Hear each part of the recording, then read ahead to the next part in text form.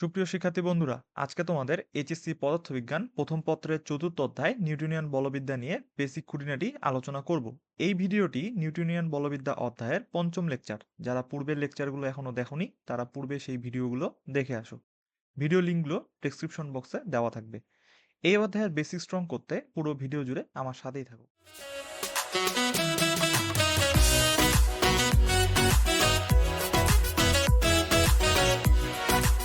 Welcome to our online education platform উদ্ভাবন। প্রিয় শিক্ষার্থী বন্ধুরা, উদ্ভাবনে তোমাদের স্বাগতম। আশা করি তোমরা সবাই ভালো আছো। চলো দেরি না করে শুরু করা যাক। আজকের লেকচারে আমরা ভরবেগের সংরক্ষণ বা নিত্যতা সূত্রটি পড়ব। যে কোনো বস্তুর উপর বাহ্যিক বল প্রযুক্ত না হলে তার কি হবে না, ভরবেগের পরিবর্তন হবে না, অর্থাৎ ভরবেগ কি থাকবে, আমাদের সংরক্ষিত থাকবে। তো এখানে আমরা দুটি বস্তু নিছি, একটি হচ্ছে m1 ভরের, আরেকটি হচ্ছে m2 ভরের। এবং আমাদের m1 ভরের যে বস্তুটি রয়েছে তার আদিবেগ হচ্ছে u1, এবং m2 ভরের যে বস্তুটি রয়েছে তার আদিবেগ হচ্ছে u2। এটা হচ্ছে আমাদের সংঘর্ষের পূর্বে। এখন কিছুক্ষণ পর তাদের মধ্যে সংঘর্ষ হয়েছে। সংঘর্ষের পরে আমাদের m1 ভরের বস্তুটি v1 শেষ বেগে গতিশীল, এবং আমাদের m2 ভরের যে বস্তুটি রয়েছে সে হচ্ছে আমাদের v2 বেগে গতিশীল। এখন আমরা যদি হিসাব করি যে সংঘর্ষের পূর্বে দুটি বস্তুর মোট ভরবেগ, তাহলে আমরা ভরবেগ বলতে বুঝি যে বস্তুর ভর এবং বেগের গুণফল। তাহলে প্রথম বস্তুর ক্ষেত্রে অর্থাৎ m1 বস্তুর ক্ষেত্রে তাহলে m1 ইন্টু u1 প্লাস হচ্ছে m2 ইন্টু u2। এই দুটো যদি আমরা ক্যালকুলেট করি তাহলে আমরা কি পাবো, সংঘর্ষের পূর্বে বস্তু দুটির মোট ভরবেগ পাবো। সংঘর্ষের পরে বস্তু দুটির মোট ভরবেগ আমরা বের করব m1 v1 plus m2 v2। এই দুটাকে যদি আমরা যোগ করি তাহলে আমরা কি পাবো, সংঘর্ষের পরে বস্তু দুটির মোট ভরবেগ পাবো।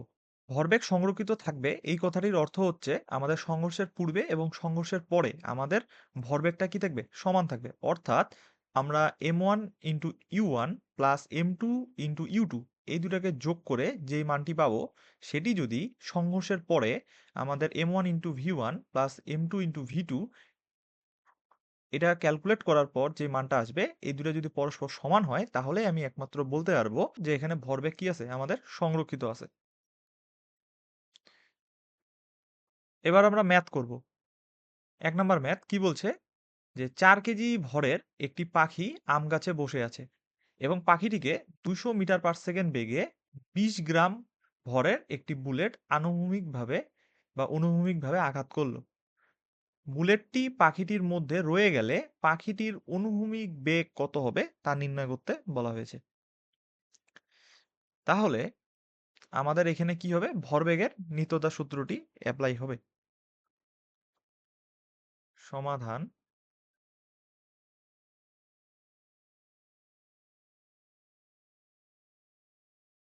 আমরা জানি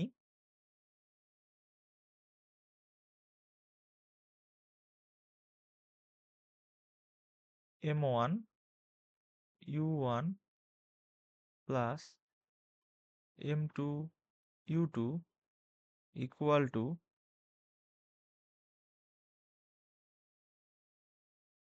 m1 v1 plus m2 v2। এখানে আমাদেরকে একটু লক্ষ্য করতে হবে যে বলছে যে বুলেটটি পাখির মধ্যে রয়ে গেল, অর্থাৎ বুলেট এবং পাখি দুজনে মিলিত অবস্থায় কি হয়েছে, তাদের বেগ উৎপন্ন হয়েছে। তাহলে এখানে আমাদের যে v1 আর v2 এই দুটাকে আমাদের সমান ধরে নিয়ে একটা বেগ কল্পনা করতে হবে। তাহলে সূত্রটা আমরা এইভাবে লিখতে পারবো যে আমাদের m1 u1 plus m2 u2 equal two m1 plus m2 into হচ্ছে v।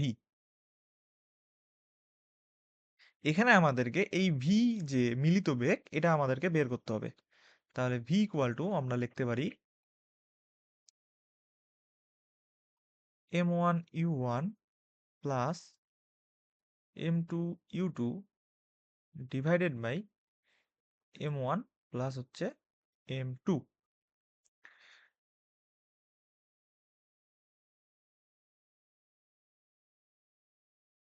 তাহলে পাশে আমরা মানগুলো বসিয়ে দেই।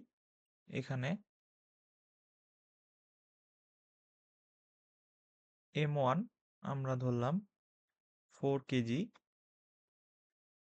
m2 ধরলাম হচ্ছে আমাদের 20 গ্রাম দেওয়া আছে, এটাকে আমরা যদি কেজিতে কনভার্ট করি তাহলে 0.02 কেজি। এরপর হচ্ছে আমাদের U1, তাহলে আদি বেগ কি আমাদের? শূন্য। কারণ আমাদের কি, যে 4 কেজি ভরের যে একটা পাখি সেটা আম গাছে কি ছিল, বসেছিল, অর্থাৎ স্থির ছিল। তাহলে 0 মিটার পার সেকেন্ড।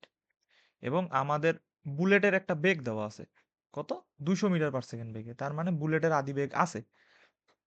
তাহলে U2 equal to 200 metre per second. এখন আমাদেরকে মিলিত বেগ ভি এটা বের করতে হবে। তাহলে এই মানগুলো যদি আমরা এখানে বসায় দেই, তাহলে আলটিমেটলি আমরা m1 হচ্ছে 4 × 0 প্লাস আমাদের 0.02 ইন্টু 200, নিচে হচ্ছে 4 প্লাস 0.02। তাহলে অতএব ভি ইকুয়াল টু আমরা পাবো 0.99 মিটার পার সেকেন্ড। তাহলে এত বেগে পাখিটা কি হয়ে যাবে, গাছ থেকে দূরে সরে যাবে।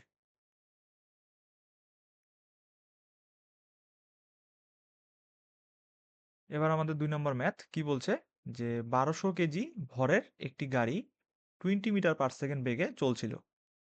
গাড়িটি চলতে চলতে থেমে থাকা 800 কেজি ভরের অন্য একটা স্থির গাড়িকে কি করছে, ধাক্কা দিছে। ধাক্কার পর গাড়ি দুটি একত্রিত অবস্থায় 50 মিটার পথ কি করছে, অগ্রসর হয়। এখন আমাদেরকে বলছে যে বাধাদানকারী বলের মান কত। অর্থাৎ এই যে আমাদের যে 50 মিটার অতিক্রম করার পর আমাদের গাড়ি দুটা কি হয়ে গেছে, স্থির হয়ে গেছে। তাহলে স্থির হওয়ার জন্য কি হয়েছে, তাদের গতির বিপরীতে কি করতে হয়েছে, বল প্রয়োগ করতে হয়েছে। তাই এখন এই যে বলটা প্রয়োগ হয়েছে, যে বাধাদানকারী বল, এই বাধাদানকারী বলের মানটা আমাদেরকে বের করতে বলছে। তাহলে ফার্স্ট অফ অল আমাদেরকে যেটা বের করতে হবে সেটা হচ্ছে আমাদের গাড়ি দুটির মিলিত বেগ। তো এটা বের করার জন্য আমরা ভরবেগের নিত্যতা সূত্রের সাহায্য নিব। সমাধান।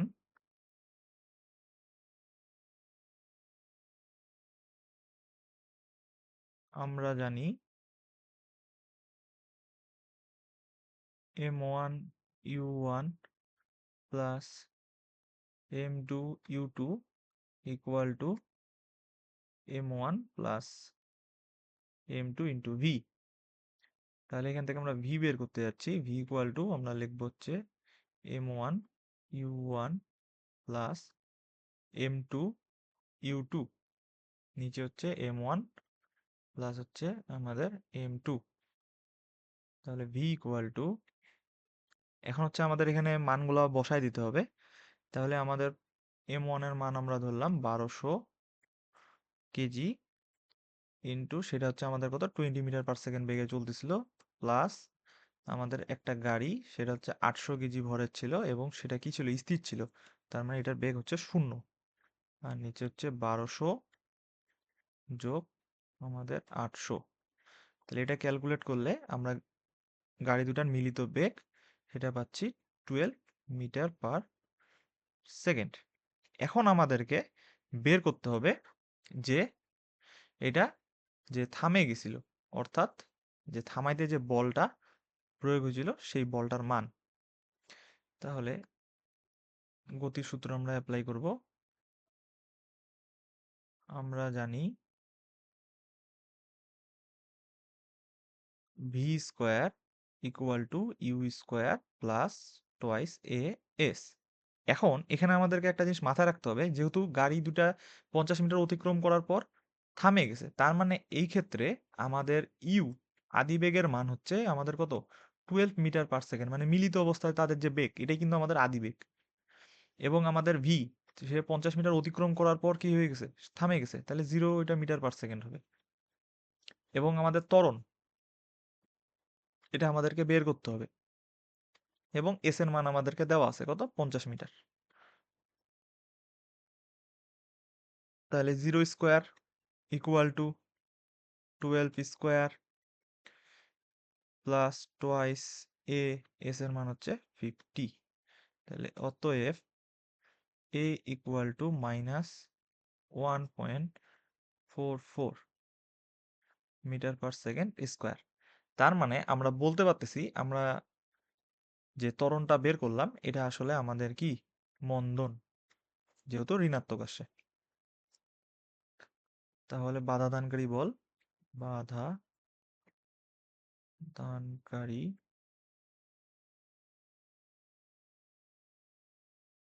বলের মান F equal to M A. তাহলে এম এর মান, তাহলে এম এর মান হচ্ছে যেহেতু মিলিত অবস্থায় ছিল, তাহলে 1200 যোগ হচ্ছে আমাদের 800 ইন্টু আমাদের ত্বরণ বের করতে হবে। তাহলে ত্বরণের মান আমরা বসাবো -1.44, তাহলে -2880 এত নিউটন। তাহলে অতএব বাধা দানকারী বলের মান আমাদের পাচ্ছি 2880 নিউটন। এখানে মাইনাস চিহ্ন দ্বারা বোঝাচ্ছে যেটা বিপরীতে কাজ করতেছে, অর্থাৎ গতির বিপরীতে, যার কারণে এখানে মাইনাস চিহ্ন আসছে। তাহলে আমরা যখন উল্লেখ করে দিব যে বাধা দানকারী বল, তার মানে অবশ্যই বুঝতেছি যে এটা বিপরীতে কাজ করতেছে, তো আমাদের নেগেটিভ চিহ্ন ইউজ করার প্রয়োজন নাই।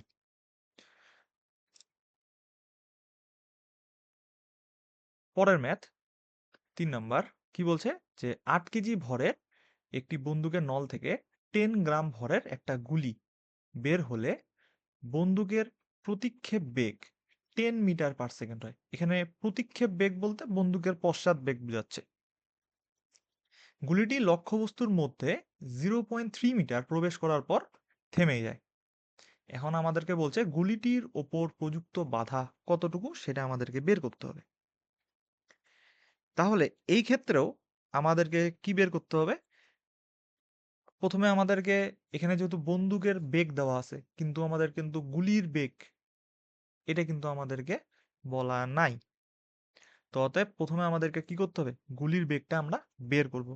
তো গুলির বেগ বের করতে গেলে আমাদেরকে কার সূত্রের সাহায্য নিতে হবে? ভরবেগের নিত্যতা সূত্রের। তাহলে সমাধান আমরা জানি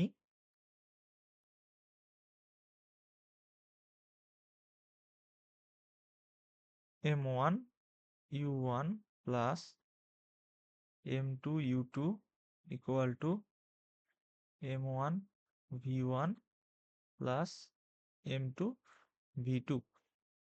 তো যেহেতু আমাদের বন্দুক এবং গুলি ছোড়ার পূর্বে তারা দুজনেই স্থির, এই জন্য আমাদের যে মোট ভরবেগ, মানে অর্থাৎ বন্দুক থেকে গুলি ছোড়ার আগের মুহূর্তে, তাহলে এটা কি হয়ে যাবে? আমাদের শূন্য হয়ে যাবে।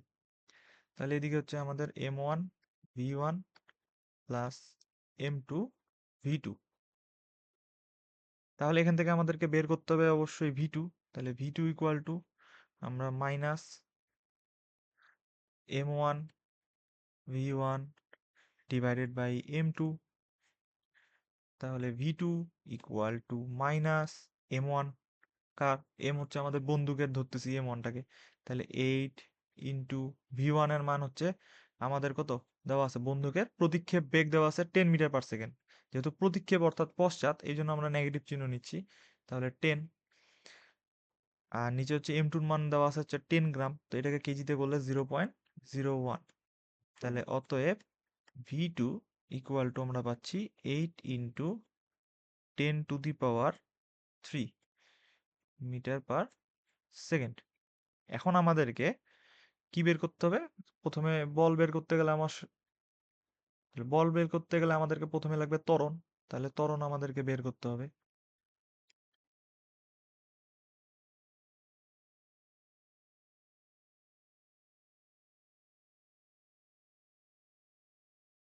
আমরা জানি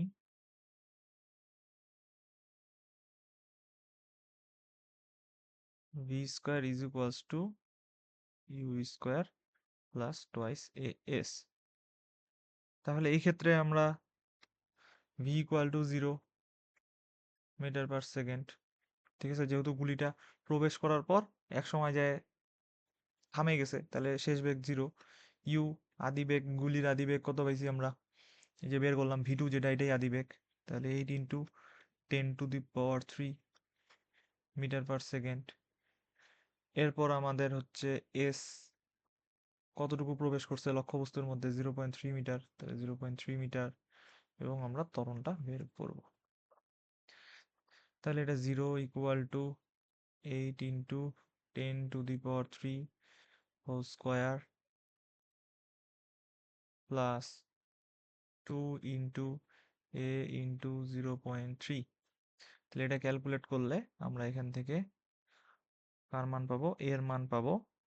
তো এখান থেকে ক্যালকুলেট করলে এর মান আমরা এখানে নেগেটিভ আসবে অবশ্য, 1.067 into 10⁸ metre per second square. তাহলে প্রযুক্ত বাধা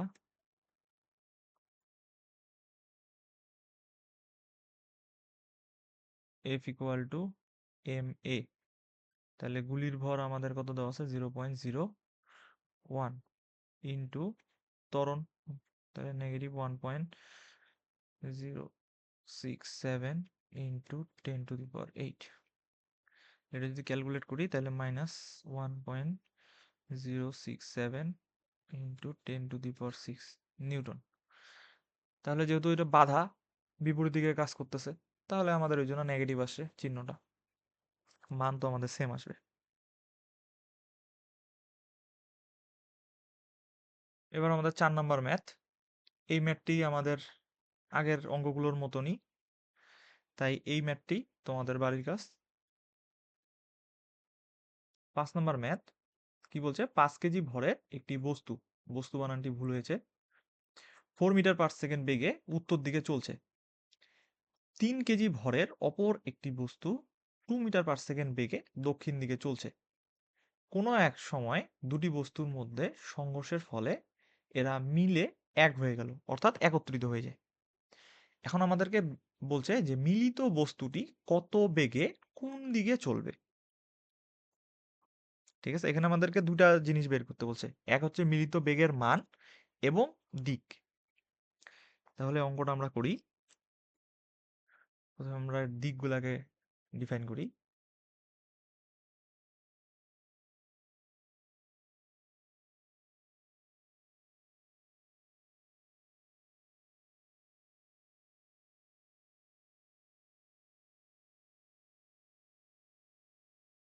এটা হচ্ছে আমাদের উত্তর দিক, এটা হচ্ছে আমাদের পূর্ব, এটা পশ্চিম, এটা হচ্ছে দক্ষিণ।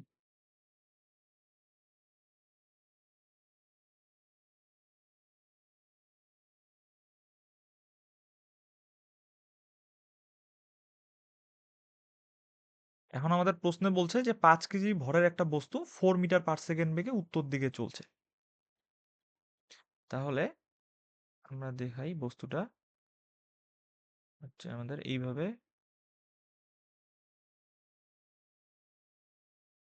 এদিক বরাবর যাচ্ছে, এবং আমাদেরকে কি বলছে? আরেকটি বস্তু বলছে, এই বস্তুটা কি করতেছে আমাদের? যে 2 মিটার পার সেকেন্ড বেগে দক্ষিণ দিকে চলছে।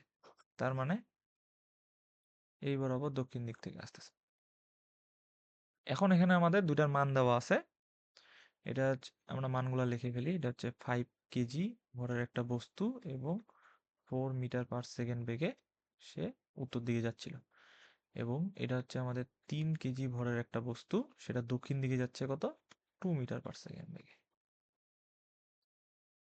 তো এখন এখানে আমরা করব কি, যে কোনো একটা বস্তুর বেগের দিককে পজিটিভ, আরেকটাকে আমাদেরকে কি করব? নেগেটিভ ধরে নিব। কেন নেগেটিভ পজিটিভ ধরতেছি এটা একটু পরে বলতেছি। তাহলে আমি এই বস্তুটার যে বেগের দিক, এটাকে আমি যদি পজিটিভ ধরি, তবে অবভিয়াসলি আমাদের আরেকটাকে কি করতে হবে? নেগেটিভ ধরতে হবে। তুমি চাইলে উপরেরটাকে পজিটিভ, নিচেরটাকে নেগেটিভ ধরতে পারো। অঙ্কটা করি, সমাধান।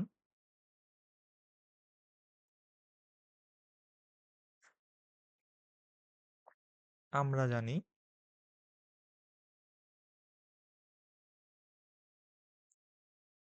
m1 u1 plus m2 u2 equal two m1 plus m2 into হচ্ছে আমাদের v, এবং এখানে v ইকুয়াল টু আমরা উপরে লিখবো m1 u1 plus m2 u2 divided by m1 plus হচ্ছে m2, v ইকুয়াল টু আমরা এখন মান বসাই দিব। তো m1 আমরা ধরলাম হচ্ছে 5 কেজি ভরের বস্তুটা, যেটা আমাদের উত্তর দিকে যাচ্ছিল, তাহলে 5 ইন্টু এটার বেগ কত 4 মিটার পার সেকেন্ড বেগে যাচ্ছিল, প্লাস অপর দিক অর্থাৎ উত্তর থেকে দক্ষিণ দিকে আসতেছিল আমাদের 3 কেজি ভরের একটা বস্তু, এবং এর বেগটাকে আমরা কি করছি নেগেটিভ ধরছি, তাহলে -2, নিচে হচ্ছে আমাদের 5 প্লাস 3। তাহলে ক্যালকুলেট করলে ভি এর মান আমরা পাচ্ছি 1.75 মিটার পার সেকেন্ড। তাহলে অতএব আমরা বলতে পারতেছি যে মিলিত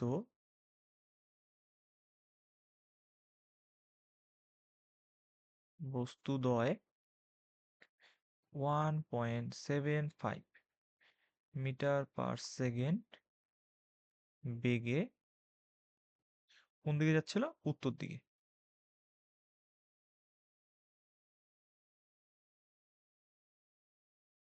এখন সবার মনে প্রশ্ন যে এখানে উত্তর দিক কিভাবে হইল। যেহেতু আমরা এখানে বেগের মানটা পজিটিভ পাইছি, তার মানে আমরা অঙ্ক করার পূর্বে যেই বেগটাকে আমি পজিটিভ ধরছিলাম, অর্থাৎ যেই বস্তুটার বেগটাকে আমি পজিটিভ ধরছিলাম, সেই বস্তুটা যেদিক বরাবর যাচ্ছিল সেই দিক বরাবরই হবে আমাদের মিলিত বস্তুর বেগ। যদি এখানে আমাদের নেগেটিভ আসতো, তাহলে আমাদের এই বস্তুটা অর্থাৎ 3 কেজি ভরের যে বস্তুটা অর্থাৎ যে দক্ষিণ দিকে যাচ্ছিল সেই দিক বরাবর আমাদের গতিশীল হইতো। এখানে যে 6 নাম্বার ম্যাথ, এটাও হচ্ছে আমাদের আগের স্লাইডের অঙ্কটার মতনই, এই জন্য এটা হচ্ছে তোমাদের হোমওয়ার্ক। এবার আমরা পরের ম্যাথটি দেখি। এটা একটু আনকমন টাইপের ম্যাথ, এখানে ইন্টিগ্রেশন আছে আমাদের। তো আমরা একটু ভালো মতো লক্ষ্য করি যে কি বলছে, যে 3 কেজি ভরের একটা বস্তুর উপর একটা বল ক্রিয়াশীল, এবং বস্তুটার অবস্থানের সমীকরণ অর্থাৎ সরণের তোমাকে একটা সমীকরণ দেওয়া আছে, যেখানে এক্স এর মান মিটারে এবং টি এর মান হচ্ছে সেকেন্ডে, এবং আমাকে টি1 মানে যাত্রা শুরুর পূর্বের এবং যাত্রার শেষে টি4 মানে টি2 ইকুয়াল টু 4 সেকেন্ড সময়ে একটা বল ক্রিয়ারত, সেই বলটি দিয়ে বস্তুটার ওপর যে কৃতকাজের যে পরিমাণ সেটা আমাদেরকে কি করতে বলছে, বের করতে বলছে। সমাধান।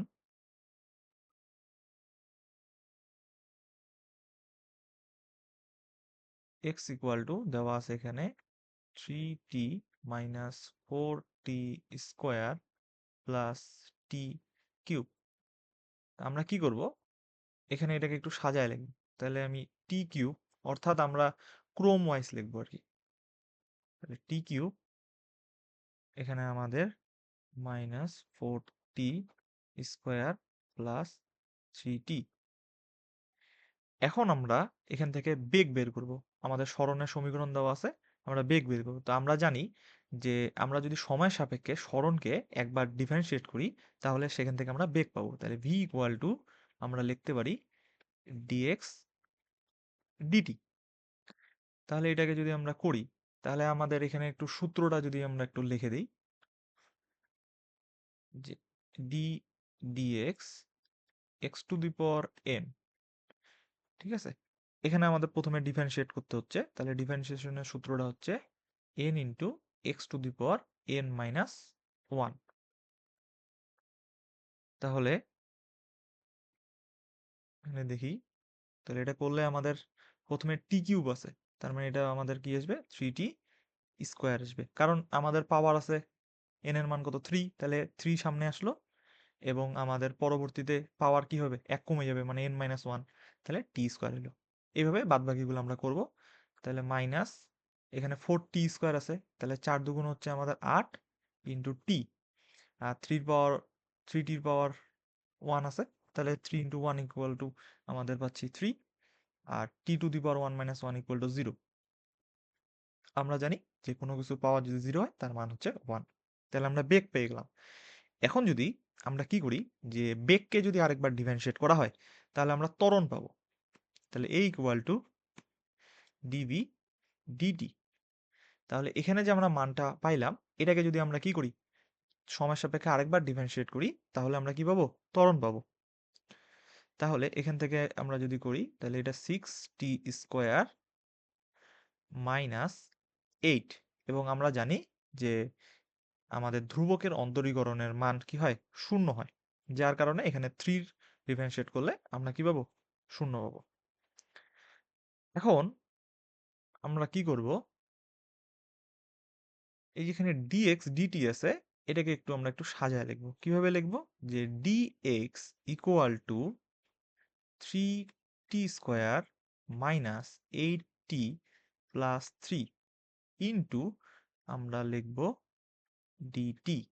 কেন লিখবো এটা আমরা একটু পরেই দেখতেছি।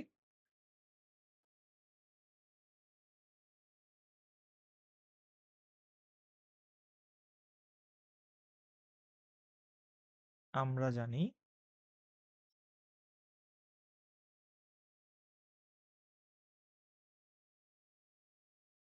w ইকুয়াল টু, আমরা এবার ইন্টিগ্রেশন করব কাজের মান বের করার জন্য। যে কৃতকাজের মান বের করতে গেলে আমাদেরকে যৌগজীকরণের সাহায্য নিতে হয় যখন আমাদের সমীকরণ দেওয়া থাকে। তো সেই ক্ষেত্রে আমরা লোয়ার লিমিট নিলাম t1, আপার লিমিট হচ্ছে আমাদের t2। তাহলে এখানে হচ্ছে f dx ক্ষুদ্র পরিমাণ দূরত্বের জন্য। এরপর আমাদের এখানে t1 t2 f equal to আমরা জানি m এ, নিউটনের দ্বিতীয় সূত্র, dx। এখন আমাদের এখানে ভরটা কি, আমাদের কনস্ট্যান্ট, তাহলে কনস্ট্যান্টটাকে আমরা ইন্টিগ্রেশন সাইনের বাইরে লিখবো। তাহলে t1 t2 a dx। তাহলে এখন আমরা m এর মান বসাবো 3, t1 এর মান হচ্ছে 0, t2 এর মান হচ্ছে 4। এখানে এর মান আমরা পাইলাম কত, 6t স্কোয়ার মাইনাস হচ্ছে 8। আর এখানে dx এর মান আমরা পাইছি যে 3t square minus 8t plus হচ্ছে 3 ইন্টু ডিটি। তাহলে এখন যদি আমরা কি করি, দুটাকে গুণ করি, তাহলে 3 ইন্টু 0 টু 4, এটাকে গুণ করলে পাবো 18t cube minus 72t square plus 82t minus 24 into d t. এখন আমরা কি করব, আমরা ইন্টিগ্রেশনের সূত্র অ্যাপ্লাই করব। ইন্টিগ্রেশনের সূত্রটা হচ্ছে আমাদের x to the power n এর সূত্রটা ইউজ করব। তাহলে x to the power n dx সমান সমান ইন্টিগ্রেশনে আমরা লিখতে পারি যে x to the power n plus 1 divided by n plus 1। তাহলে এই সূত্রটা যদি আমরা এখানে অ্যাপ্লাই করি, তাহলে আমরা কি পাবো, 18, t এর মান আছে, মানে পাওয়ার মান হচ্ছে কত দেওয়া আছে, 3। তাহলে 3 plus 1 equal to 4 divided by আমাদের 4। সেম ভাবে বাদ বাকিগুলো আমরা করব। তাহলে 72, এখানে t cube divided by 3 plus 82 t square divided by 2 minus আমাদের 24 ইন্টু টি। ইন্টিগ্রেশনের ক্ষেত্রে আমাদের কনস্ট্যান্টের যদি আমরা কি করি, ইন্টিগ্রেশন করি, তাহলে যেই চলকের সাহায্যে আমরা করতেছি সেটা দ্বারা কি হয়, গুণ হয়। এবং আমাদের আপার লিমিট লোয়ার লিমিট আমরা এখনো বসাই নাই, তাহলে 0 টু 4 এখানে বসাই দেব। এখন আমরা কি করব, একবার আপার লিমিট বসাবো, দেন মাইনাস চিহ্ন দিয়ে লোয়ার লিমিট বসাবো, দেন ক্যালকুলেট যদি আমরা করি, তাহলে যে রেজাল্ট আমরা পাবো সেটা পাবো 5 to 8 জুল। ঠিক আছে, তাহলে আমরা এখানে কি করব, আমরা আপার লিমিট মাইনাস